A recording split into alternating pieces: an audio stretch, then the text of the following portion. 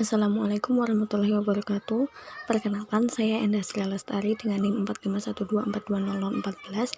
Di sini saya akan menjelaskan mengenai fisika fotosintesis.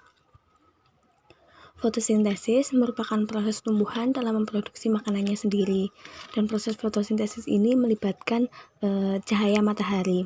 Selain itu, proses fotosintesis juga disebut sebagai proses reaksi kimia yang terjadi pada tumbuhan berklorofil hijau dengan bantuan cahaya matahari. Berikut ini terdapat beberapa perangkat yang digunakan dalam proses fotosintesis.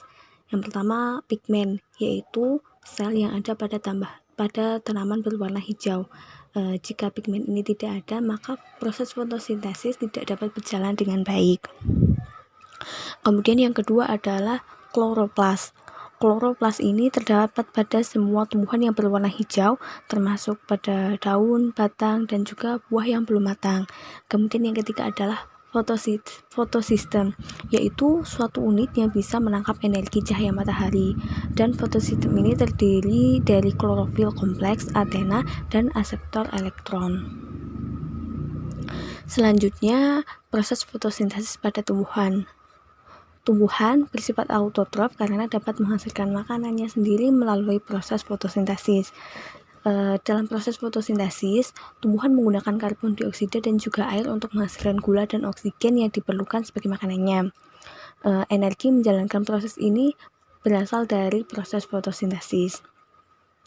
Berikut ini terdapat persamaan reaksi dari fotosintesis yang menghasilkan glukosa, di mana pada awalnya terdapat 6H2O, kemudian 6CO2 dan juga cahaya yang menghasilkan C6H12O6 atau glukosa dan juga 6O2. Dalam proses fotosintesis tumbuhan menangkap cahaya menggunakan pigmen yang disebut klorofil, dan pigmen inilah yang memberikan warna hijau pada tumbuhan. Selanjutnya terdapat faktor penentu laju fotosintesis. Yang pertama, intensitas cahaya. Laju fotosintesis dapat berlangsung maksimum ketika terdapat banyak cahaya. Kemudian ada konsentrasi karbon dioksida. Jika konsentrasi karbon dioksida di udara semakin banyak, maka semakin banyak pula jumlah bahan yang dapat digunakan tumbuhan untuk melangsungkan fotosintesis. Kemudian suhu. Dalam proses fotosintesis ini terdapat enzim yang bekerja untuk proses fotosintesis, dan enzim ini memerlukan suhu yang tepat untuk dapat berjalan dengan optimal. Umumnya laju fotosintesis meningkat seiring dengan meningkatnya suhu hingga batas toleransi enzim. Kemudian ada kadar air. Kekurangan air atau kekeringan dapat menyebabkan stomata menutup dan menghambat penyerapan karbon dioksida sehingga mengurangi laju fotosintesis. Kemudian ada kadar fotosintat atau hasil fotosintesis. Jika kadar fotosintat seperti karbohidrat berkurang, maka laju fotosintesis akan naik. Sedangkan jika kadar fotosintat bertambah atau bahkan sampai jenuh, maka laju fotosintesis akan berkurang. Kemudian yang terakhir adalah tahap pertumbuhan. Laju fotosintesis jauh lebih tinggi pada tumbuhan yang sedang berkecambah ketimbang tumbuhan dewasa. Hal ini disebabkan tumbuhan yang berkecambah memerlukan lebih banyak energi dan makanan untuk tumbuh. Selanjutnya, mekanisme transfer energi.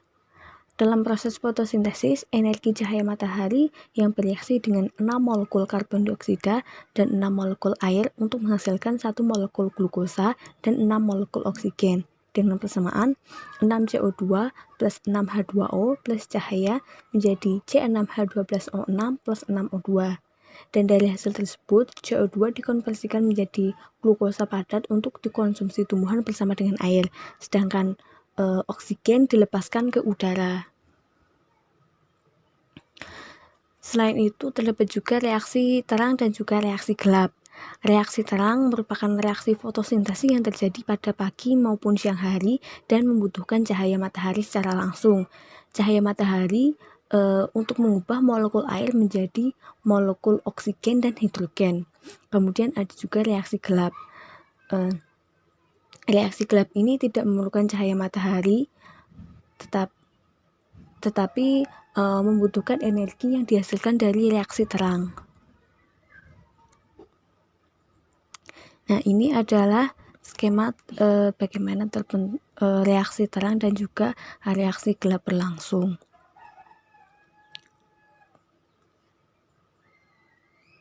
Selanjutnya ada tipe-tipe fotosintesis. Yang pertama ada tipe C3. Pada tipe C3 ini, senyawa pertama yang dibentuk dari hasil fiksasi CO2 dari luar adalah senyawa asam organik 3 karbon atau 3C, yaitu asam fosfogliserat PGA. Proses ini berlangsung menjadi bagian dari daur Calvin. Enzim yang membantu pengikatan CO2 adalah rubisco. Oleh karena rubisco, CO2 digabungkan dengan senyawa gula sederhana 5C, yaitu ribulosa difosfat. Kemudian tipe yang kedua adalah tipe C4. Pada tipe C4, senyawa pertama yang dibentuk dari fiksasi karbon dari udara bebas adalah asam organik 4 karbon, yaitu asam oksaloasetat. Senyawa asam oksaloasetat ini diubah menjadi asam malat atau aspartat. Kemudian zat CO2 di udara ditangkap oleh enzim PEP karboksilase. Oleh enzim itu, CO2 akan digabungkan dengan senyawa PEP menjadi asam organik 4C, yaitu OAA. Selanjutnya, selain kedua tipe tadi, masih ada satu tipe yang terakhir, yaitu tipe CAM atau cransulation acid metabolisme. Fotosintesis pada tipe CAM ini pada dasarnya mirip dengan tipe C4 yang dilakukan oleh beberapa tumbuhan yang hidup di gurun. Tumbuhan yang di gurun itu menghindari kehilangan air dari jaringan yang berlebihan, maka stomata menutup pada siang hari dan membuka pada malam hari. Karena itu, fotosintesis tumbuhan CAM terjadi dalam 2 waktu, yaitu siang hari dan malam hari. Fiksasi CO2 dilakukan pada malam hari saat stoma membuka, sedangkan siangnya terjadi aktivitas penyusunan zat gula melalui daur Calvin. Hasil dari fiksasi CO2 dari udara bebas berupa asam organik 4C, yaitu OAA, seperti pada tumbuhan C4 umumnya. Kemudian OAA ini diubah menjadi asam malat dan ditimbun di vakuola sel. Sedangkan pada siang hari, asam malat dipecah untuk melepaskan CO2. Dan peristiwa ini disebut dengan dekarboksilasi. Selanjutnya, CO2 digunakan untuk menyusun zat gula melalui daur Calvin. Sekian mungkin hanya itu yang dapat saya sampaikan. Terima kasih. Wassalamualaikum warahmatullahi wabarakatuh.